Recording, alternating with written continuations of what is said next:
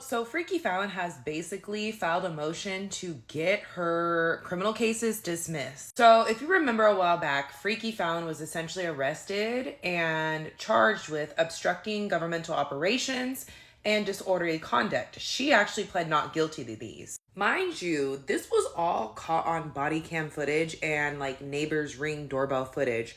Her and her husband, loser Larry, literally came to a custody exchange and wreaked havoc over a phone that they gave a minor child that is not related to them. And she's claiming quite a few things in her motion, so let's go through it together. I'm going to read the motion off. Number one, defendant has been charged with disorderly conduct and obstructing governmental operations. She has entered a not guilty plea to both charges. On the evening of April 20th, 2026, Fallon Vaughn's daughter, Ivy Bella, age 16, was attending her boyfriend's HJ, age 14, baseball game, which is Hunter, along with Hunter's mother, Stacy Riddle. After the game, Stacy and Bella drove Hunter to his father, Casey Johnson's house, as it was Casey's week to have Hunter at his residence. Johnson and Riddle have 50-50 custody of Hunter. Bella was on the phone with Hunter as he left the vehicle and entered the residence. Bella drove away with Riddle and Bella's infant son in the vehicle with her. Within a couple of minutes, Bella could hear that Hunter was clearly upset. Hunter advised that his stepmother, Brittany, had snatched his phone from him and they were now in a physical altercation. Hunter yelled for Bella to call 911 and then the call abruptly ended. Riddle then called 911 and Bella turned the vehicle around to head back to Johnson's house to make sure Hunter was not harmed. Hunter is the father of Bella's infant son. Mind you, Hunter is like 6'2". Harmed how? 4. Upon arriving at Johnson's home, Bella parked on the street and Riddle exited the vehicle. Riddle proceeded to the front door of the residence and engaging in a conversation with Brittany Johnson, Hunter's stepmother. Soon thereafter, Officer Wasson arrived on the scene and yelled at both parties to separate so that he could question Riddle. The parties eventually separated and Officer Wasson began questioning Riddle. Bella was advised by Officer Wasson that she could not leave, despite the fact that she was not involved in the altercation between Stacy and Brittany, and also despite the fact that she had not exited her vehicle, nor did she ever go onto Casey Johnson's property. Soon thereafter, Fallon arrived in her vehicle and parked next to Hunter's vehicle on the street. At no time did Vaughn enter onto Johnson's property. Vaughn exited her vehicle and Officer Wasson engaged in conversation with her, asking who she was. Vaughn advised her she was the mother of Bella, a minor, and she was there because Bella had called her and told her she wanted to leave, but the police officer there wouldn't let her. Vaughn came to assist her. Officer Wasson asked Vaughn to go to the other side of her vehicle so he could talk with her, and Vaughn complied. Officer Wasson asked for her name, phone number, and information. Vaughn complied with all requests. Officer Wasson questioned Vaughn about why she was there, and Vaughn reiterated that she was there to assist her daughter and get her out of there. Officer Wasson asked her about a cell phone that Hunter was using and was Vaughn there to retrieve it. Vaughn was obviously confused by that question, but stated that Hunter does have a phone and that if he was not going to keep it or it was going to be taken away by his father or Brittany, then yes, she wanted it back. Why are you giving the minor child that's not yours a phone? But again, the purpose of her coming there was to get Bella away from the scene.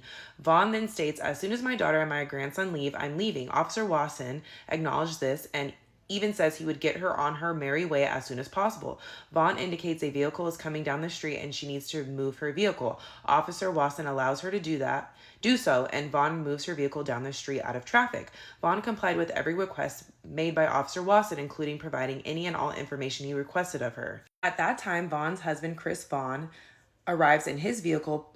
He was busting down the street, okay?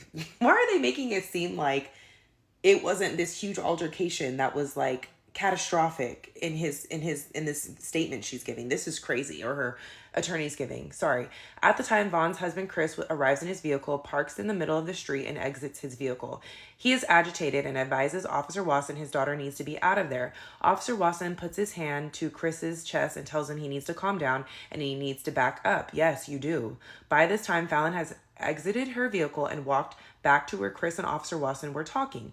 Seeing Chris being agitated and Officer Wasson putting his hands on Chris's chest, Fallon attempts to de-escalate the situation by placing her hand on Chris's arm and push him away from Officer Wasson. Chris then gets back in his vehicle and drives approximately 20 feet to where Casey Johnson, Brittany, and Officer Stevenson are located. At the rear of Casey Johnson's vehicle, Chris has his window down and verbally confronts Casey.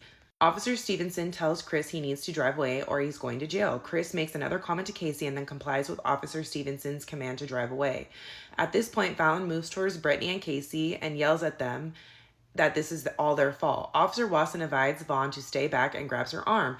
Vaughn pulls her arm away from Officer Watson and stops her movement toward Brittany and Casey, even though Fallon stopped her forward movement and stopped yelling at Brittany and Casey.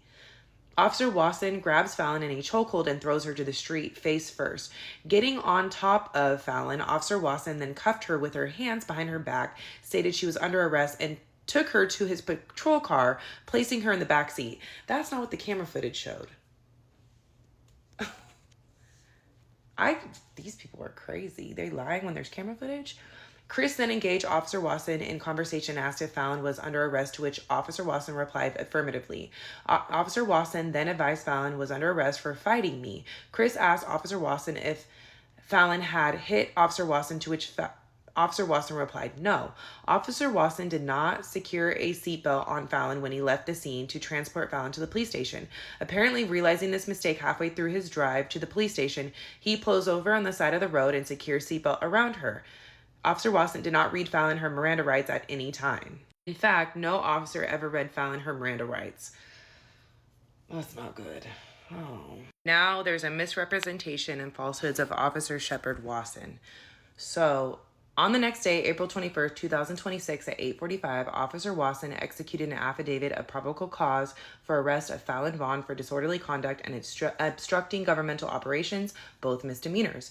A true and correct copy of the affidavit is attached header as Exhibit 1 and incorporated by reference. In reference to his communication with Fallon at the scene, Officer Watson states under oath after speaking to her and attempting to gain her information, emphasis added, indicating that she was either uncooperative or she could not get her information. Neither instance is true, and Officer Watson's narrative is a misrepresentation of the facts. Fallon was cooperative and answered all of Officer Watson's questions. Officer Watson continues under oath in his affidavit by stating Chris Vaughn arrived and was approaching Corporal Stevenson in what appeared to be an agitated state. Chris did pull his vehicle forward to where Corporal Stevenson, Casey Johnson, and Brittany Johnson were located, but he stayed in his vehicle and addressed Casey Johnson, not Corporal Stevenson. Is that any better? They should have arrested Larry. I don't use his real name, Larry, if anything. In fact, Larry complied with Corporal Stevenson's command to move away from that location. Corporal Stevenson took no further action towards Larry Vaughn.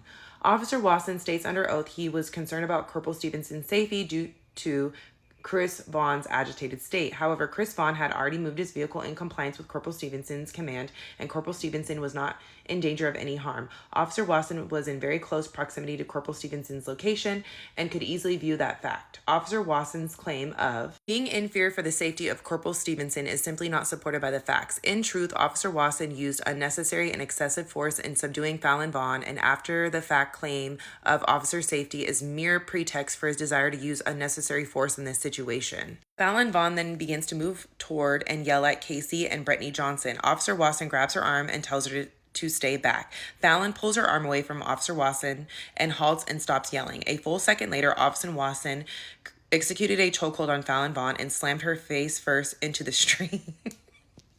On top of her at that point, he cuffed and placed her under arrest. A short time after the arrest, Officer George Edelin arrives on the scene and begins questioning Officer Watson as to what happened. Officer Watson states, "She was ripping my arm, so I just took her to the ground." Not satisfied by that explanation, Officer Edelin asks, "What was she doing?" And Officer Watson responds, "She was running away from me and they were about to fight." Both of these statements are misrepresentation of fact by Officer Watson.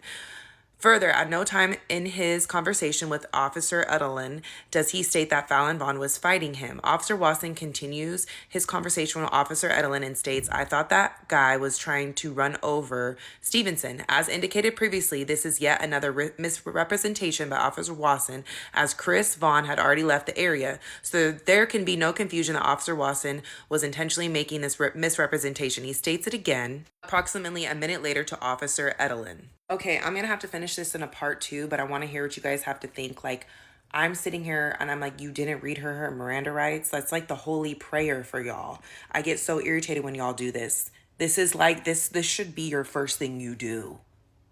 Like, why, how do you all forget this? I can't. But let me know what you think in the comments. I will see you in part 2.